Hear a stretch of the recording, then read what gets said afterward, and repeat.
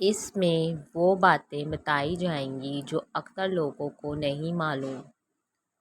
عید الاضحیٰ پہ ہم قربانی تو کرتے ہیں، لیکن ہم یہ قربانی کس وجہ سے کرتے ہیں، ہم میں سے بہت کم لوگ جانتے ہیں۔ اللہ جسے پیار کرتا ہے اسے آزماتا ہے۔ ویسے ہی اللہ نے اپنی خلیل ابراہیم کو ایک رات خواب میں آواز سنائی کہ ابراہیم، میری راہ میں اپنی پیاری چیز قربان کر۔ حضرت ابراہیم علیہ السلام خواب کے بعد جیسے ہی بیدار ہوئے، سوچا کہ نبی کا خواب تو وحی کی مثال ہوتا ہے۔ اللہ چاہتا ہے کہ میں اپنی پیاری چیز قربان کروں۔ آپ کے پاس جو اونٹ موجود تھے سب راہ خدا میں قربان کرتے ہیں اور اللہ کا نام لے کر شکر کر کے آرام فرماتے ہیں۔ جیسے ہی آرام کرتے ہیں خواب میں پھر سے آواز آتی ہے، ابراہیم، اپنی پیاری سے پیاری چیز میری راہ میں قربان کر۔ ابراہیم علیہ السلام بیدار ہوئے تو سوچنے لگے کہ مجھے تو سب سے پیارا میرا فرزند اسماعیل ہے۔ کیا اللہ یہ دیکھنا تو نہیں چاہتا ہے کہ میں اسماعیل سے زیادہ عشق کرتا ہوں یا اپنے خالق حقیقی سے؟ بس جیسے یہ خیال رحیم علیہ السلام کے ذہن پر آتا ہے، آپ نے ارادہ کر لیا تھا اسے راہ خدا میں قربان کروں گا۔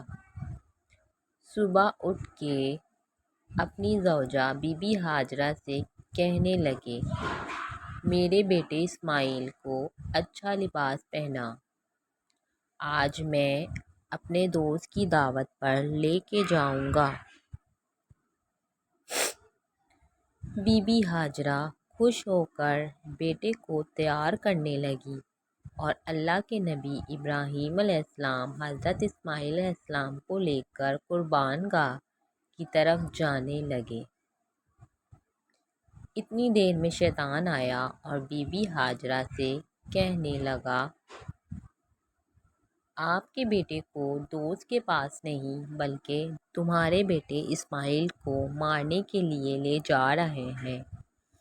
بی بی ہاجرہ نے پوچھا، میں ابراہیم کو جانتی ہوں، وہ اپنے بیٹے کو کیوں مارے گا؟ شیطان کہنے لگا، حضرت ابراہیم علیہ السلام نے اللہ کی طرف سے خواب دیکھا ہے کہ بیٹے کو قربان کرو اور وہ اللہ کے لیے تمہارا بیٹا قربان کر دے گا۔ بی بی ہاجرہ فخر سے بولی، اے شیطان، تم پر اللہ کی لعنت ہو! اگر میرا بیٹا اللہ کی رضا کے لیے قربان ہو رہا ہے تو اس سے بہتر میرے لیے فخر کی کیا بات ہوگی۔ میرے ہزاروں بیٹے اللہ کے نام پر قربان جائیں۔ اس کے بعد شیطان حضرت اسماعیل علیہ السلام کے پاس آتا ہے اور اسے کہنے لگتا ہے، تمہیں پتہ ہے تمہارا والد تمہیں قربان کرنے کے لیے لے جا رہا ہے؟ تمہارے والد نے خواب دیکھا ہے کہ اللہ کی راہ میں اپنا بیٹا قربان کریں۔ حضرت اسماعیل فخر سے کہتے ہیں، اللہ کی راہ میں مجھے قربان ہونا پڑے اس سے بہتر میرے لیے کیا ہو سکتا ہے؟ پھر شیطان یہی سوال لے کر حضرت ابراہیم علیہ السلام کے پاس آتا ہے اور کہتا ہے، اپنا پیارا بیٹا اسماعیل کیوں قربان کر رہے ہو؟ تمہیں کیا پتہ کہ تمہاری قربانی قبول ہوگی یا نہیں؟ اتنی دیر میں ابراہیم علیہ السلام پتھر اٹھاتے ہیں اور شیطان پر لعنت کر کے پتھر مارتے ہیں۔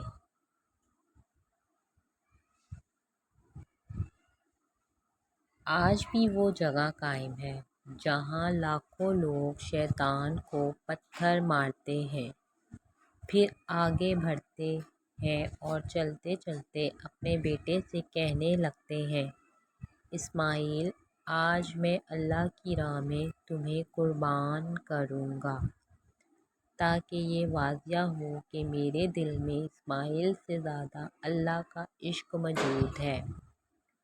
آپ کے فرزند اسماعیل فخر سے کہتے ہیں، بابا، اس سے بہتر میرے لیے اور کیا ہوگا کہ مجھے اللہ کی راہ میں اللہ کا نبی قربان کرے۔ لیکن بابا، میں کچھ عرض کرنا چاہتا ہوں۔ آپ بوڑھے ہیں اور مجھ سے بے پناہ پیار کرتے ہیں۔ جب میرا گلا کٹے گا آپ دیکھ نہیں پائیں گے۔ بابا، میں یہ چاہوں گا کہ مجھے قربان کرنے سے پہلے آپ اپنی آنکھوں پر پٹی باندھ لیں اور میرے ہاتھ اور پاؤں رسی سے باندھ لیں۔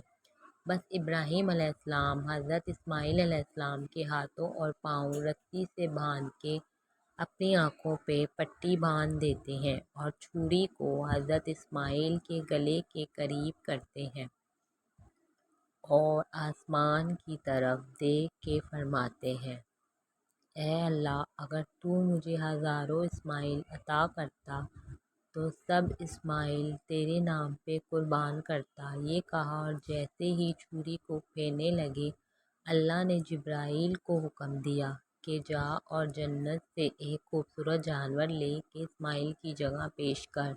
ابراہیم اپنے بیان میں کامیاب ہوا اور وہاں ابراہیم علیہ السلام چھری پھیرتے پھیرتے جب خون بہنے لگا، ابراہیم علیہ السلام اللہ کا شکر کرنے لگے اور جیسے ہی آنکھوں سے پٹی کو جدا کیا تو کیا دیکھیں، اسماعیل سلام صحیح و سلام ان کے ساتھ کھڑے ہیں۔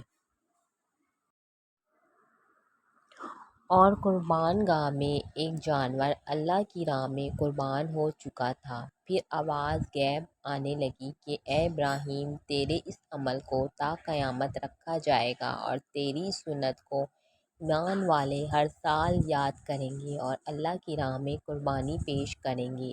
آج بھی حضرت ابراہیم علیہ السلام کی سنت پر عمل کرتے ہوئے پوری دنیا میں اس دن کو عید الاضحیٰ کے نام سے یاد کیا جاتا ہے۔ سلام ہو اللہ کے نبی رحیم اللہ علیہ السلام پر اور سلام ہو اللہ کے نبی اسماعیل علیہ السلام پر، سلام ہو۔